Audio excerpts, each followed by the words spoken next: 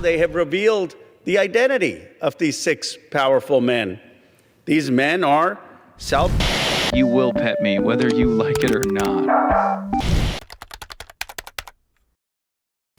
All right, I got found several names of men they say should be revealed without redaction. There is no reason in our legislation that allows them to redact the names of those men. The DOJ says that they are committed to transparency, insisting they have nothing to hide and accusing those lawmakers you just heard from of grandstanding. A DOJ official also telling us this morning they are not aware of any corroborating evidence that President Trump called law enforcement 20 years ago. But Robin, this storyline and the questions surrounding this are not going away. Not anytime soon, and rightfully so. Rachel, thank you. Yesterday, Congressman Massey and I went to the Department of Justice to read the unredacted Epstein files.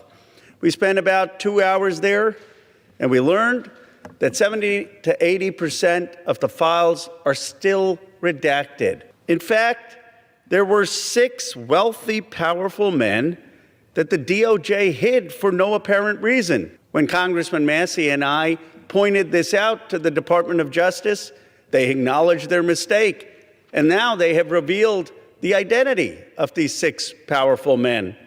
These men are Salvatore Navora, Zorab Mikoladze, Leopig Leonor, Nicola Caputa, Sultan Ahmed bin Sulayem, CEO of Dubai Ports World, and billionaire businessman Leslie Wexner, who was labeled as a co-conspirator by the FBI.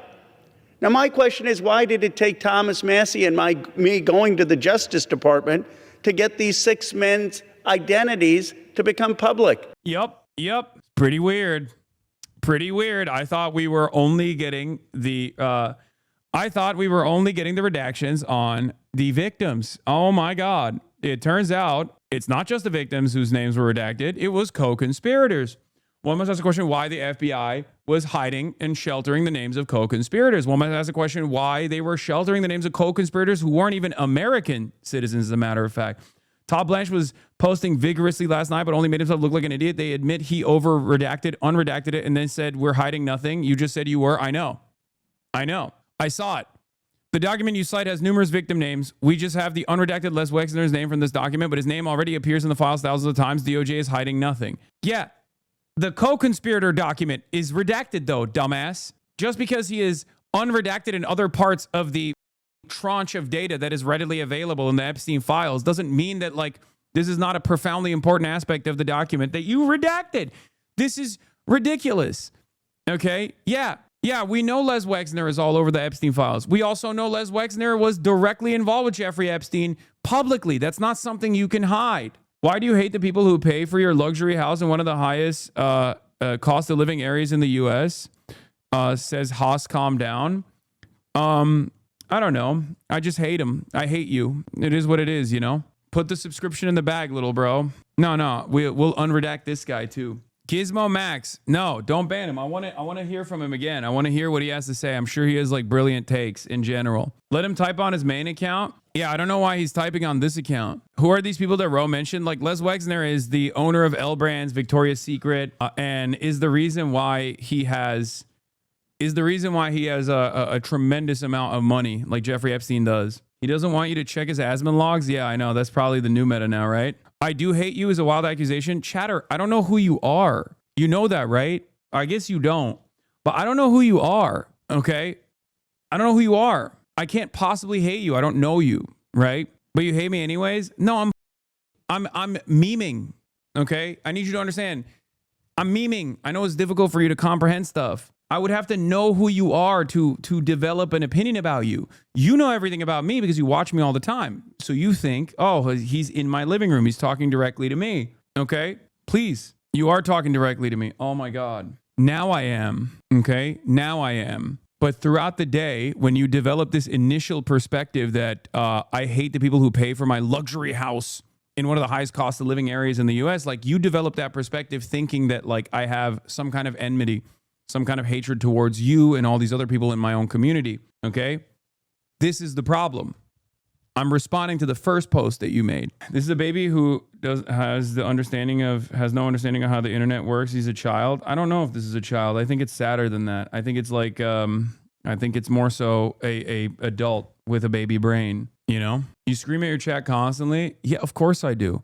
Why do you think people are so much more understanding of that process though? Why? It's because people like yourself make alt accounts, sock accounts, specifically to come in here and cry and whine and say stupid things. And they do it over and over and over again. And throughout the day, there are moments that are, you know, perfectly appropriate for yelling, where inevitably I just get mad and yell. Do you think there's 32,000 people in this community right now that are all like, well, he hates me, but I'm still in here because I love him regardless?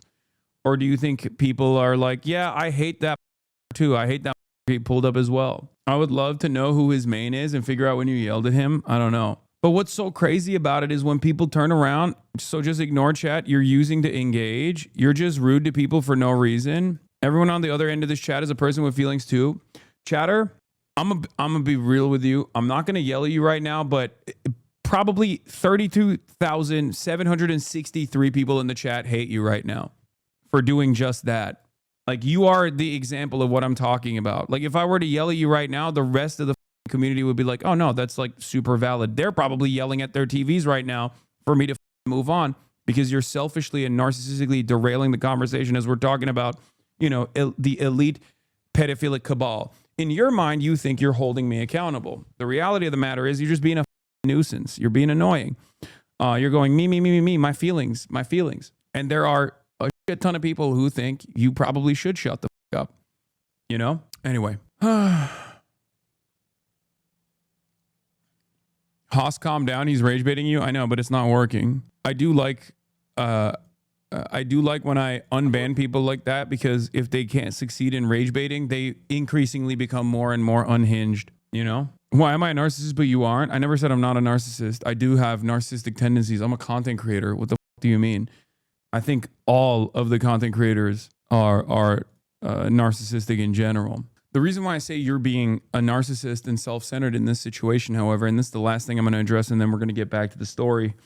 The reason why I say that is because there's a ton of people that are coming in here to learn about what's going on in the news, and you are choosing to try to change the dynamic, change the coverage back to yourself. This is selfish, right? That's it. That's the reason why we're all calling you narcissistic. Show chat what 30,000 people look like. Yeah. This is literally the chat right now.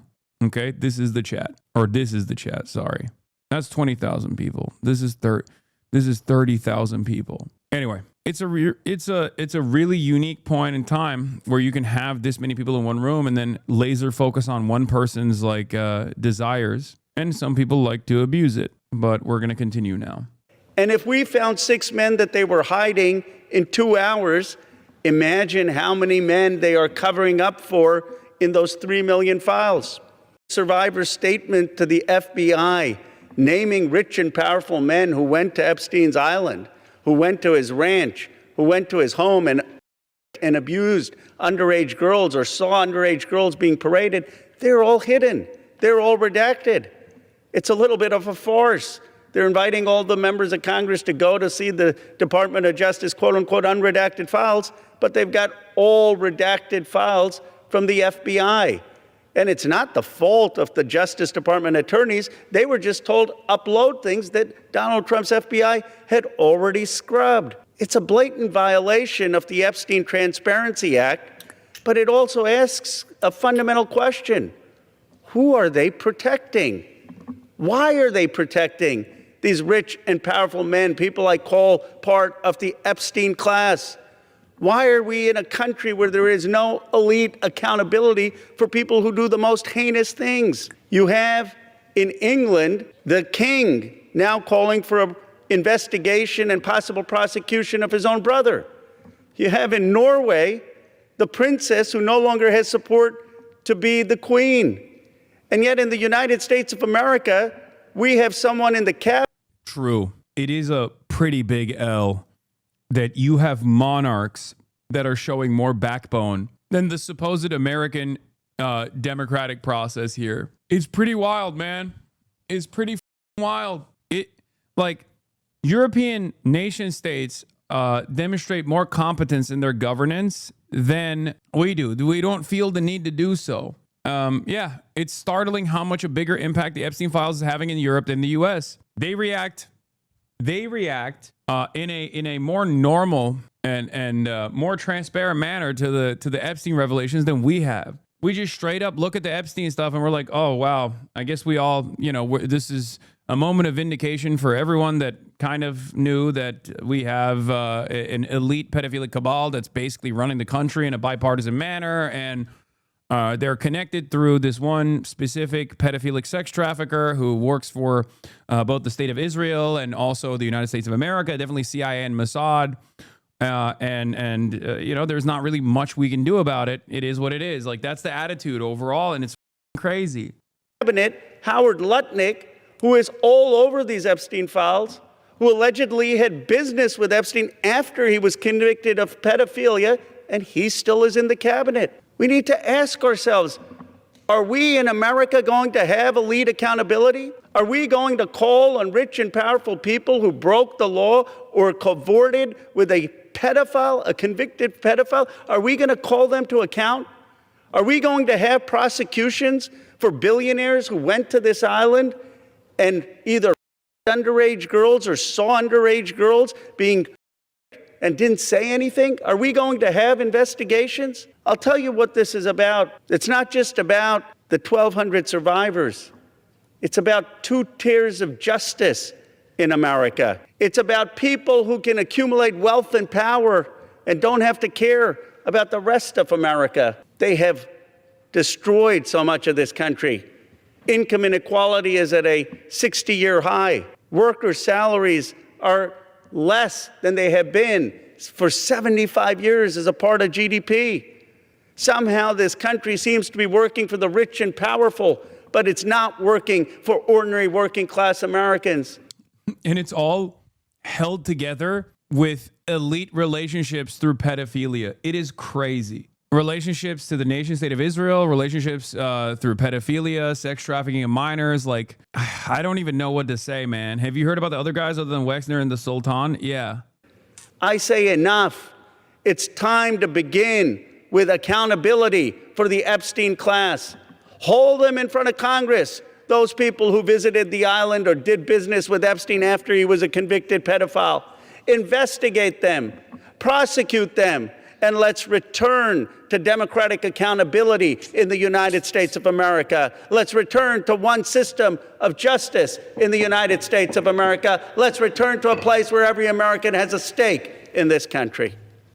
Dude, how can we make fun of France or England ever again and call them like pedophile island or anything like that when, not only is the American elite just as pedophilic, but also at least their populations have been more frustrated with the elite pedophiles than ours has been. Or even when we are frustrated with the elite pedophilia, the pedophilic cabal, there's nothing that takes place. There's no push, there's no motion, there's no... You will pet me, whether you like it or not.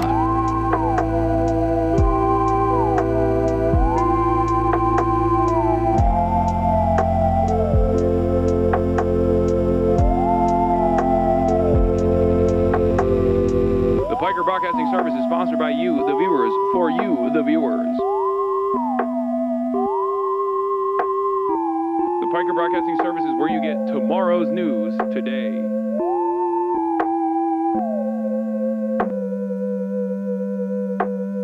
Whether you like it or not.